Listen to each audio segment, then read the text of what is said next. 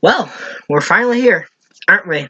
After 3 years, we finally have the debut album by American indie pop rock duo I Don't Know How, but They Found Me. And I was really excited about this one. Dallin Weeks and Ryan Seaman are the members of this band, and man, Dallin Weeks, I love this guy. I've been following him for many years now. To put it in perspective, the first CD I ever bought was Panic at the Disco's Too Weird to Live, Too Rare to Die, when that album was still pretty new. Of course, he played bass on that album and helped write a lot of the music and lyrics for that album, including Far Too Young to Die, which is probably the best Panic at the Disco song. So, I've been following Dallin for a really long time now. And I've been a fan of I Don't Know How, but They Found Me since the very beginning when they dropped their first song, Modern Day Cain, in 2017. And I still think that remains their best song. I don't know if that opinion is controversial. Not saying I don't like anything that came after. It's just a really strong starting spot. Modern Day Cain is an amazing song. So I've been following them for a while. They put out an amazing EP in 2018 with an extremely tight track list. Every song on that album, or EP, I guess, is amazing. I would say the 1981 EP is one of my favorite EPs of all time, probably falling right behind Knuckle Puck's The Weight That You Buried, which is a conversation for another day. And that leads us to a couple months ago when they dropped the lead single for this new album entitled Leave Me Alone. And you better believe I pre-ordered the new album immediately. And that leads us to today with the release of Razzmatazz. Well, I guess it released yesterday.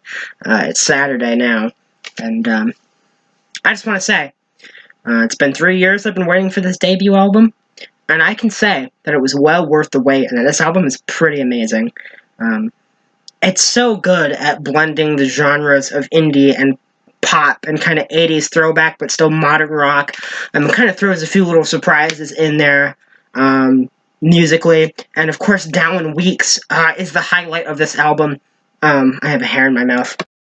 Dallin's vocals sound pretty amazing throughout this entire album. He does such a good job of portraying the emotions he's feeling in his voice and in his performance. You can hear this on Leave Me Alone and Clusterhug and Kiss Goodnight. You really can hear the emotions in his vocals, and it just brings these songs to another level. And sure, some of these songs have very heavy-handed influences from the 80s, but it's infused with so many different genres and ideas. Maybe it's not always fully original, but it feels like the coming together of so many different ideas. And these ideas might not be original, but the fact that they're putting them together makes the album unique and original in a way a lot of music isn't. It feels like a Frankenstein of so many different genres and ideas, but not Frankenstein like a monster.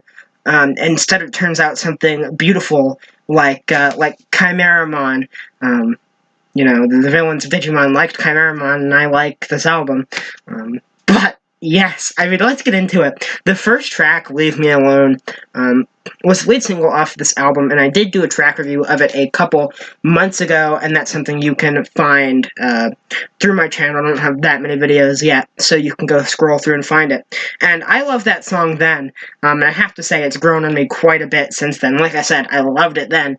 It's just amazing. It's so high energy, and it's such a bop, and Dallin sounds amazing on this song. He gives the vocal performance of a lifetime. Seriously, I think this is the best he's ever sounded. He crushes it on this track, especially when backed by the blaring synths on the hook.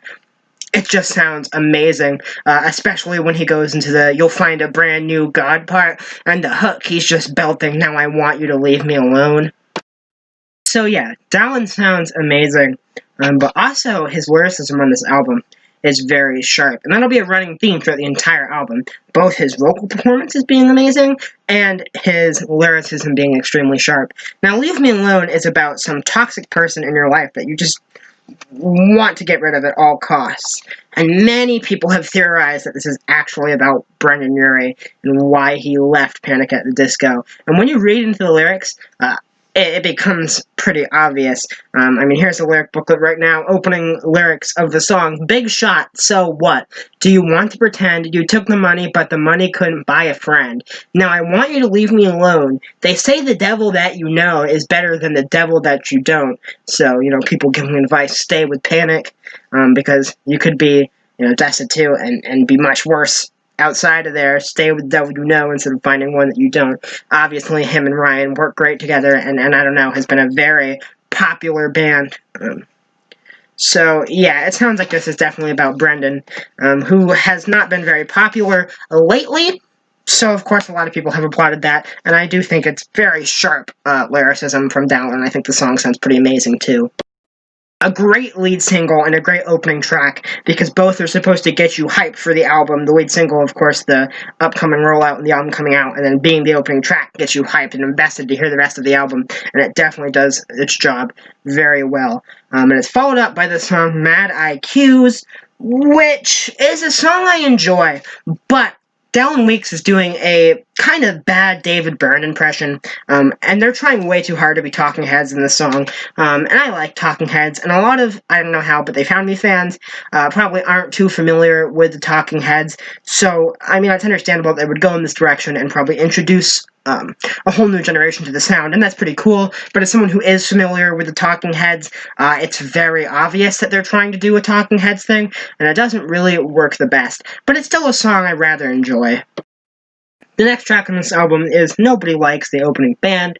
To be honest, I don't like this track. I never have. It's one of the old tracks, actually, that came out near a time Modern Day Kane released. I never found it funny. It's supposed to be like a satire of like opening bands and stuff and how people think of them.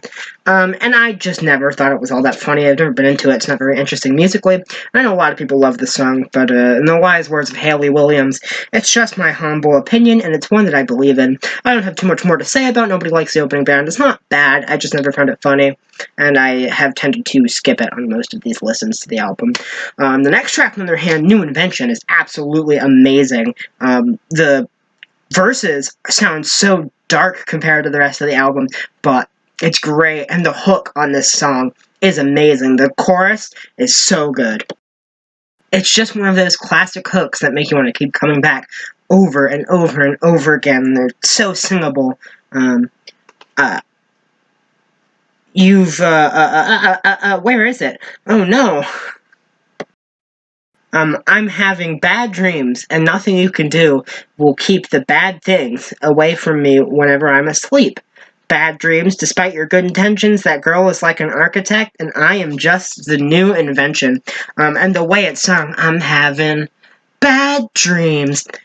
So much fun. It is such a good hook. And it's one of those things you just want to keep coming back to over and over and over again. That's why they call it a hook. It's so infectious. And I think a lot of like the electronics and stuff on the song are just super vibey. And the bass, while being low and not being like an impressive bass line, it does a really good job of creating that kind of dark vibe. It's probably one of the darkest songs on the album, at least sonically, that is. I'm really into it, though, and I think the song is just great. I especially love the part where Dallin harmonizes with himself, but it comes in one note at a time, so that just sounds really good. It's just a nice little moment, a little lighthearted, and kind of a midst of a pretty dark song, and I'm here for it all the way.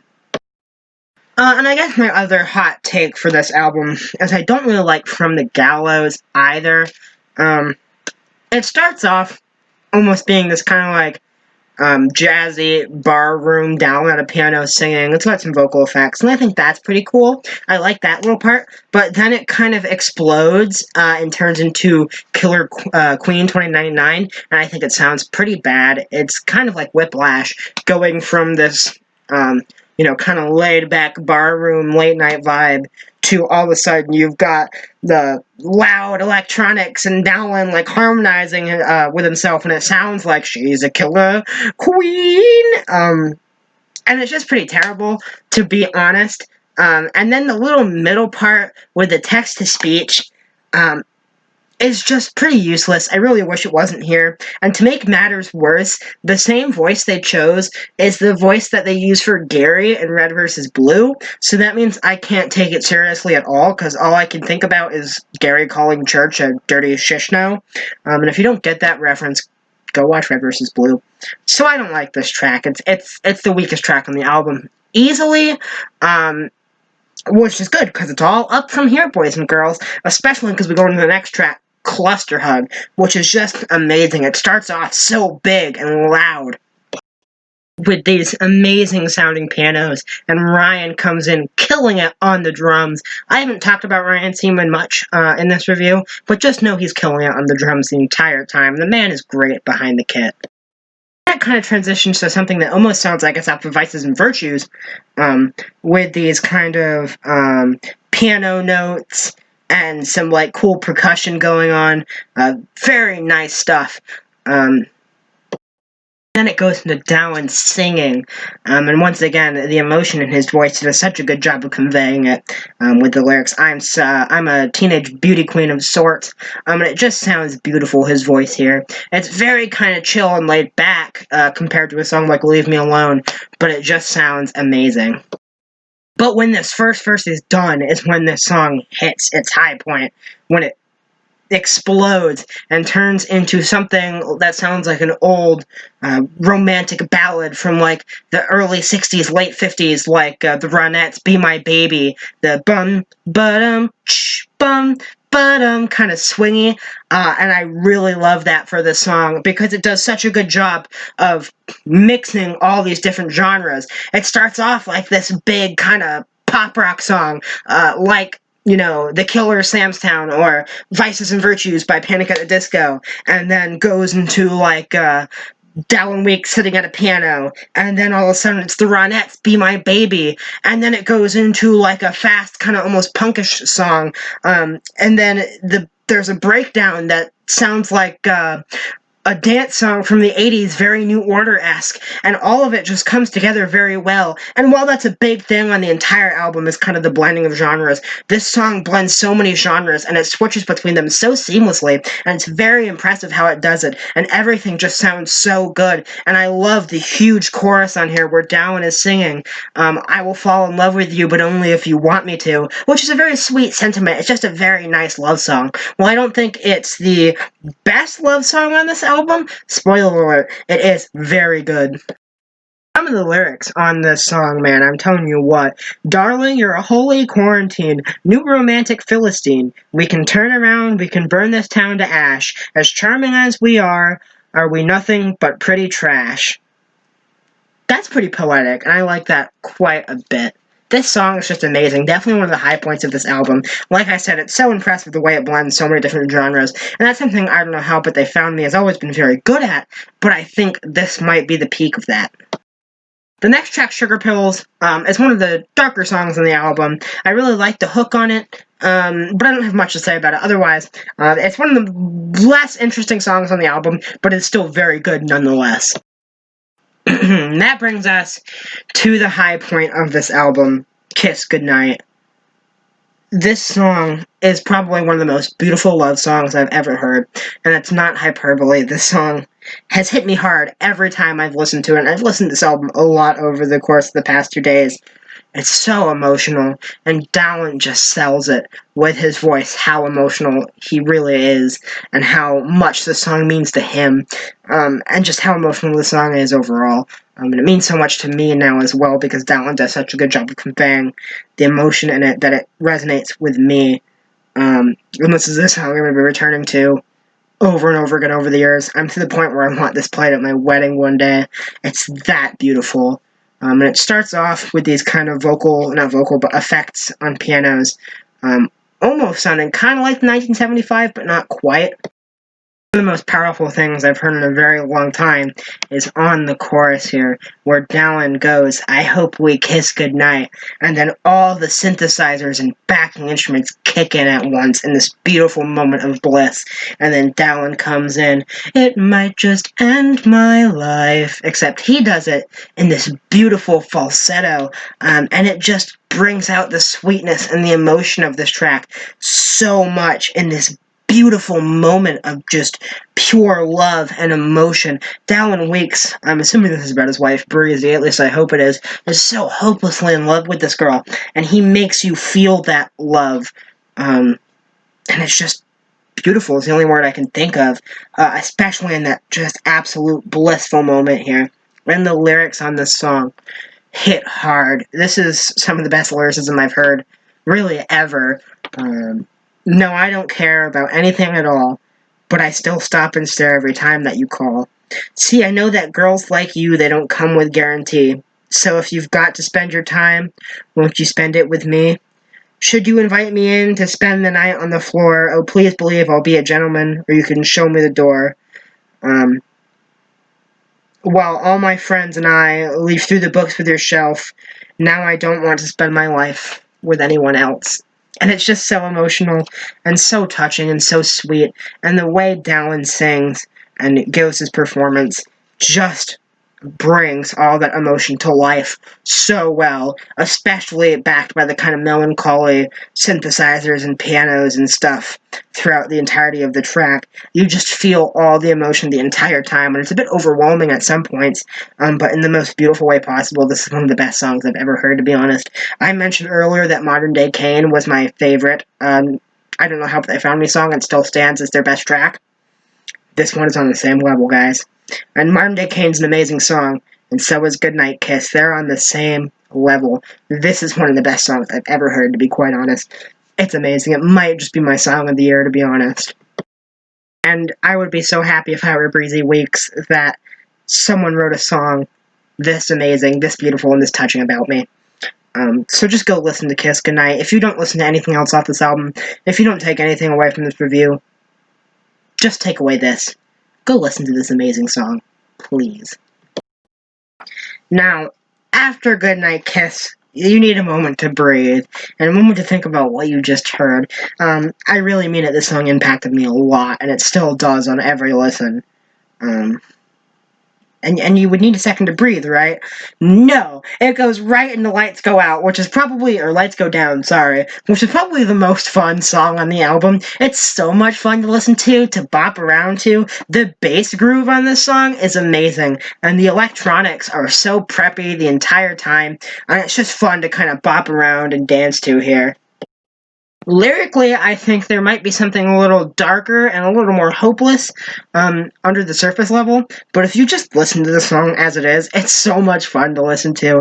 And it's funny coming right after Goodnight Kiss, where that song is, like, filling you with so much emotion, and then all of a sudden, like, nope, Dallin says it's banger time, so you listen to the banger, and you love the banger. And the next track is Need You Here, which is a sweet song about Dallin's kids, a sweet little ode to them. It's got, I think, a sample of Dallin's kids saying that they miss their father. I'm assuming it's his kids. And it's just a nice track. I don't have much to say about it once again, but it is a very excellent track. Door, once again, is very short. It's only a minute 30, but it's very beautiful. They do a very good job on it. And the closing track, Razzmatazz, is a wonderful closing track. I don't think they could have picked a better one. This song starts out with, like, this kind of piano thing going on, and the opening and build-up to this song are just unironically epic, and it does such a good job of closing this album. I think this song is pretty amazing. And, of course, once again, on this hook, Dallin is belting and doing an amazing job as vocalist, as he does throughout the entirety of this album. He sounds amazing vocally. Let's go paint this town on our way. The blinking lights are breaking bones. Cast all your spells, and then you have that good old-fashioned razzmatazz. And Dallin kills it on the vocals here. And it just makes everything so much better. The fact that he's this good of a vocalist and this good of a frontman who can put all these emotions and inflections in his voice, just take, I don't know how, but they found me his music from already being pretty great to just being god tier. Some of the best music you can find out here right now. So Razzmatazz overall is a very strong album. It's definitely a top 3 album of the year for me.